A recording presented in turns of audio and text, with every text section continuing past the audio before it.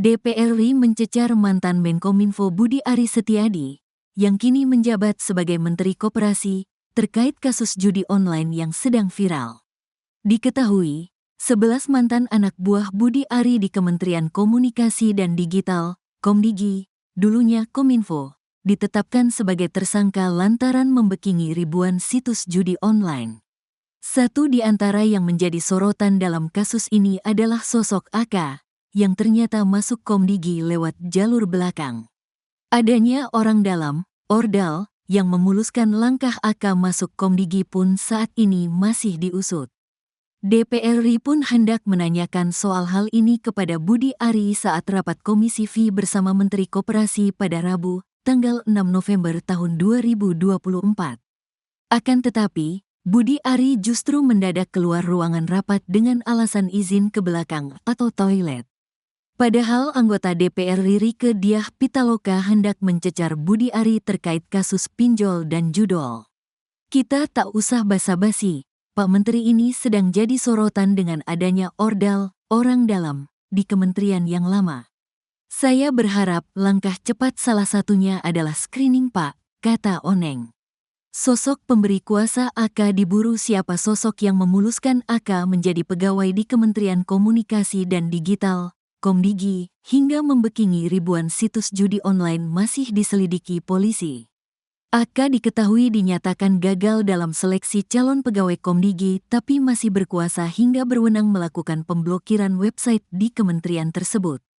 Setelah dilakukan pendalaman oleh penyidik, ternyata terdapat sop baru yang memberikan kuasa kepada AK dan timnya sehingga mereka bisa masuk menjadi tim pemblokiran website di Kementerian Komdigi, ujar Kabid Humas Polda Metro Jaya, Kombes AD Arisyam Indradi, Rabu, tanggal 6 November tahun 2024. Hanya saja, AD Ari belum menjelaskan secara detail terkait dengan sop tersebut, termasuk soal siapa yang memberikan kewenangan aturan itu. Menurutnya, penyidik di Treskrimum Polda Metro Jaya saat ini masih menelusuri pendalaman untuk membuat terang kasus yang melibatkan 11 oknum pegawai Komdigi tersebut. Terkait temuan ini masih terus dilakukan pendalaman untuk menjawab apakah terdapat faktor kesengajaan terkait sop baru tersebut sehingga AK dan pelaku lainnya dapat bekerja di tim pemblokiran untuk melakukan aksi kejahatan, tuturnya. Lebih lanjut, AD Ari menyebut bahwa para pemilik situs judi online menyerahkan uang pelicin kepada para oknum Komdigi itu secara tunai. Uang setoran dari para bandar diberikan kepada para pelaku dalam bentuk cash atau tunai melalui money changer, kata AD Ari. Dalam kasus ini, polisi telah menggeledah 2 money changer untuk mendalami aliran uang dari bandar judol kepada para pelaku. Namun, AD Ari tidak merinci lokasi money changer tersebut. Terhadap money changer penyidik melakukan penggeledahan di 2 money changer. Sampai saat ini masih pendalaman intensif, katanya. Polisi dalami bagaimana AK bisa berkuasa di Komdigi. Berdasarkan hasil penyelidikan, pada akhir 2023 lalu, AK mengikuti seleksi penerimaan calon tenaga pendukung teknis sistem pemblokiran konten negatif yang bersifat terbatas di Kemenkominfo. Tersangka AK ikut seleksi penerimaan calon tenaga pendukung teknis sistem pemblokiran konten negara yang bersifat terbatas di Kemenkomdigi pada tahun 2023 lalu, ucap Direskrimum Polda Metro Jaya, Kombes Pol Wira Satya Triputra, di Polda Metro Jaya, Jakarta, Selasa, tanggal 5 November tahun 2024.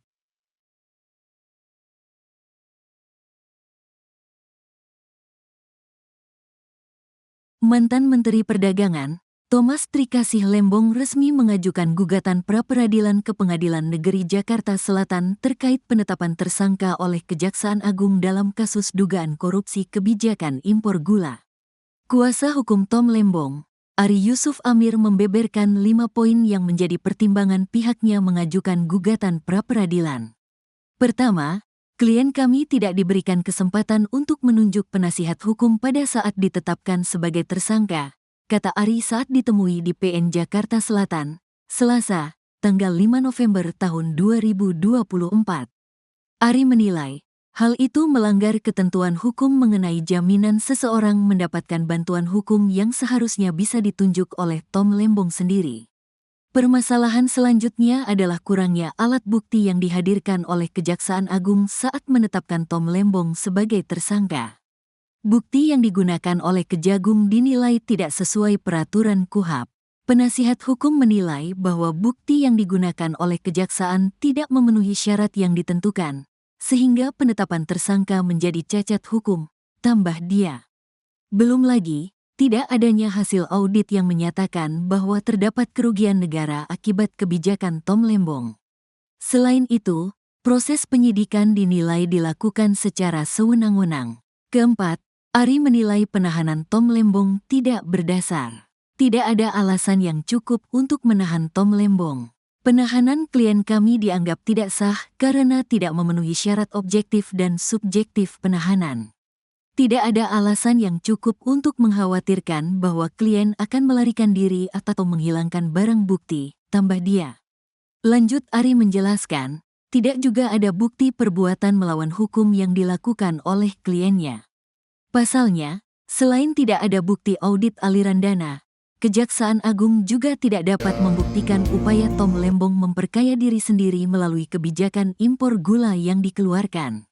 Selain tidak adanya hasil audit yang menyatakan kerugian negara, juga tidak ada bukti yang menunjukkan adanya perbuatan melawan hukum untuk memperkaya diri sendiri, orang lain, dan/atau korporasi. Tanpa bukti yang jelas, penetapan tersangka ini tidak hanya cacat hukum, tetapi juga berpotensi merugikan reputasi klien kami, tutup dia. Kini, berkas pra-peradilan Tom Lembong telah diterima Pengadilan Negeri Jakarta Selatan dan telah ditandatangani oleh Panitera Muda Pidana Evi Sugiyati. Sebelumnya, Tom Lembong ditetapkan sebagai tersangka kasus dugaan korupsi impor gula, Selasa, tanggal 29 Oktober tahun 2024.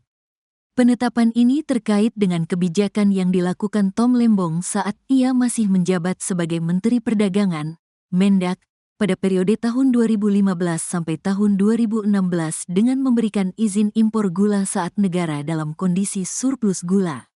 Atas perbuatannya, Tom Lembong terancam jeratan Pasal 2 Ayat 1 atau Pasal 3 UU Tipikor Jo Pasal 55 Ayat 1 pertama KUHP. Saat ini, Tom Lembong ditahan di Rutan Salemba Cabang Kejaksaan Negeri Jakarta Selatan.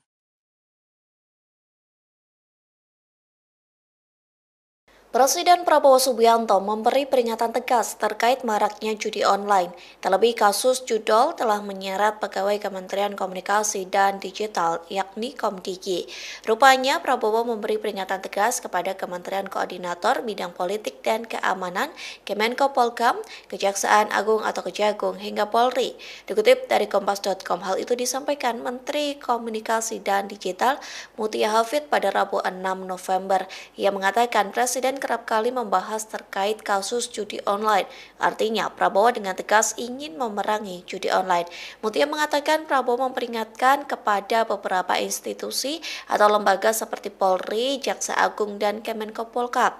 Presiden meminta agar ketiga institusi itu tidak saling membackingi atau memberikan bantuan perlindungan terhadap kasus judol. Hal senada disampaikan Kepala Kantor Komunikasi Kepresidenan Hasan Nasbi.